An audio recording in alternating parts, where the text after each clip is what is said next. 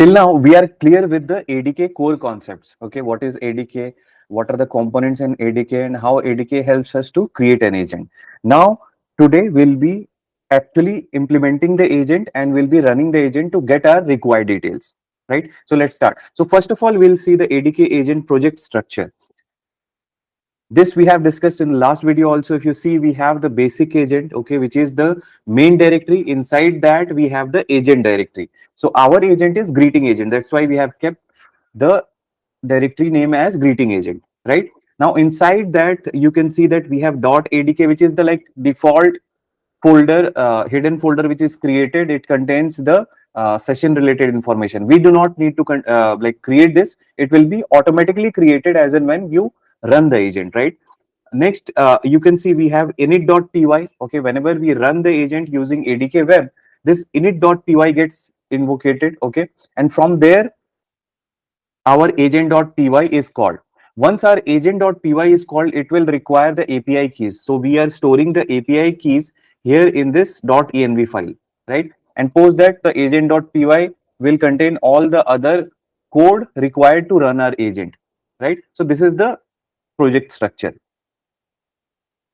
So we have discussed all this, like init.py will call the agent.py script. Agent.py will require the .env where we have stored the API keys. Okay.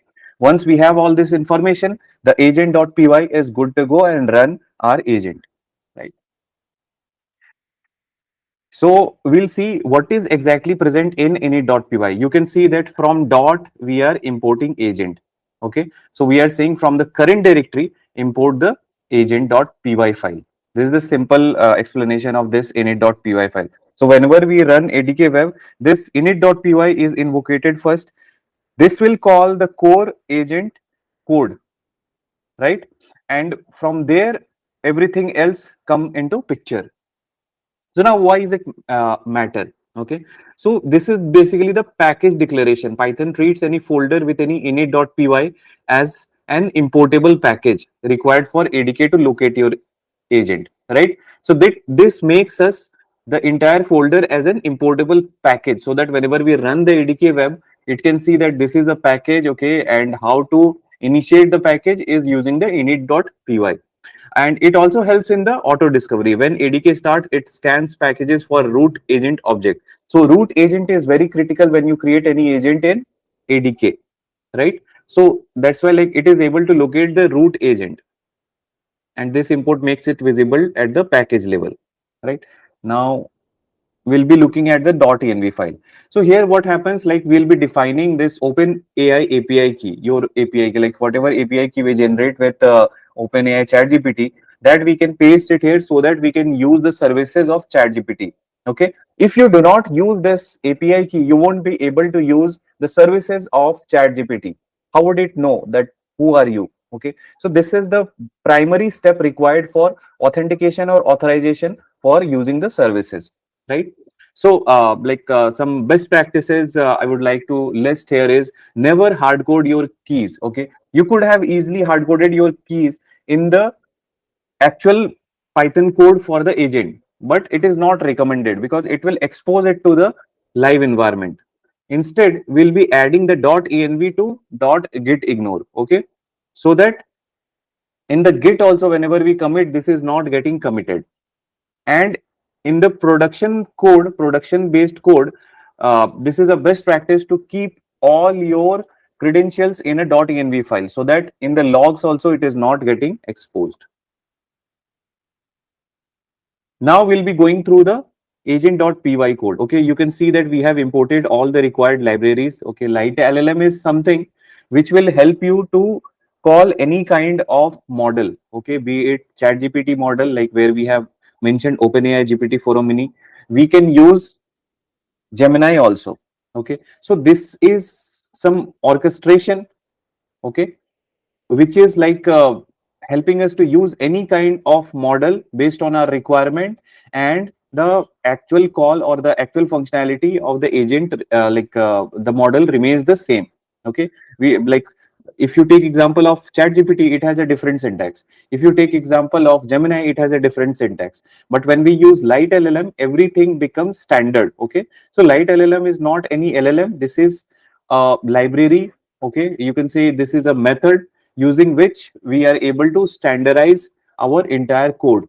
Right now, next is we are importing agent from Google ADK, and also we are importing light LLM from Google ADK, because Google ADK supports light LLM, and a lot of other model providers also, they will be, or like framework, ADK is our framework, they'll be supporting light LLM. So this is a standard way of coding. Most of the people, they'll be using this. Now from .env, we are trying to import our API key. We are defining next the model here. Okay, the model is OpenAI GPT-4o mini, right? And we are passing the API key so that we can use the service. Now in the root agent, what we are defining, as we discussed in the last class, we have a name, we have a model, we have a description and instruction. Name is the name of the model, and model information we are passing GPT-4o mini with the API key we have. Description is there so that other agents can see the actual functionality of this particular root agent.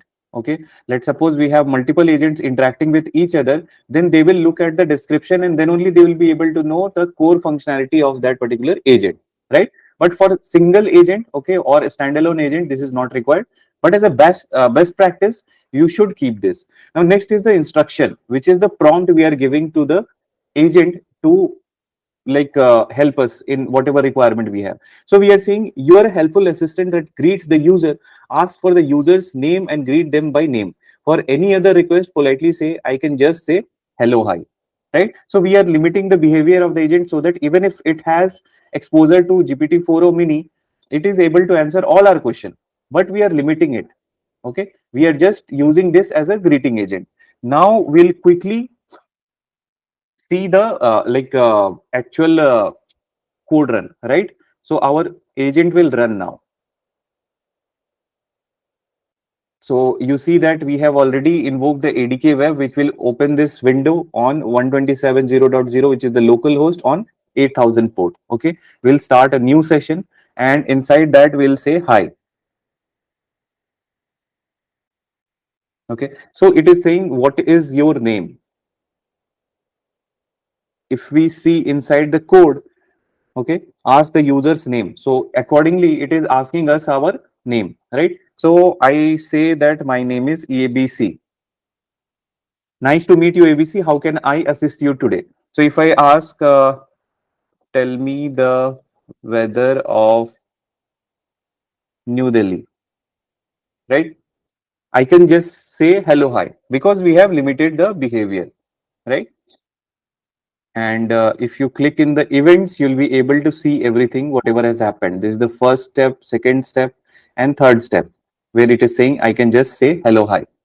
So this was like a very basic example of agents, right? Similarly, you can create complex agents also, and we'll be coming up with such example so that everything becomes clear for you. So if you have stayed till this point in this video, guys, please press the like button, share and subscribe to Akansha Academy. And we'll be back with another very interesting use case by which like we'll be exploring more of ADK and agentic AI. Thank you so much.